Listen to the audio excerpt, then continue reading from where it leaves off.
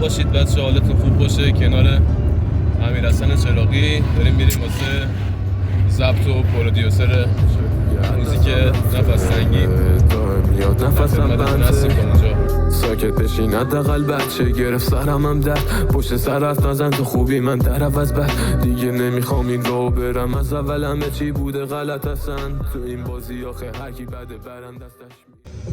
بشه دیگه دستم رفته نفسم بد ساکت بشین حداقل بچه گرفت سرمم درد پشت سر حرف نزن تو خوبی من در عوض بد دیگه نمیخوام این رو برم از اول همه چی بوده غلط اصلا تو این بازی آخه هرکی بده برن دستش میرم تو دلم ولی نمیکشم ازت دست من عاشقت بودم رفتی گفتی طرف خست من دیگه نمیکشم من چی و من سرم بسته. مرسی. خب یه بار گوش بدیم با گوش بدیم؟ آره ما هم گوش بدیم چطور شده. من روانی تو نبودن تنگ نفسم خودم تکس دادم گفتم برو سر من نزن الانم من شب تو شب دلم شدم در به در هستم حواست به همه چی بود ولی به حال من نبود میسوختم من تو تب و زیر چشم کاملا کبود بهم گفتی دوستم داری ولی عاشقم نبودی همه شب و روزا من عذاب بعد از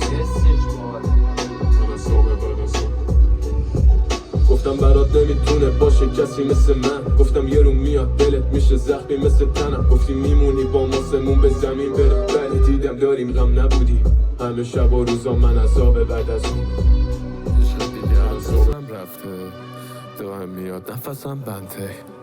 ساکت بشین حداقل بچه گرفت سرمم درد پشت سر حرف نزن تو خوبی من در عوض بد دیگه نمیخوام این رو برم از اول همه چی بوده غلط اصلا این بازه آخر چی یکی بده برم دستش عشق دیگه دستم رفته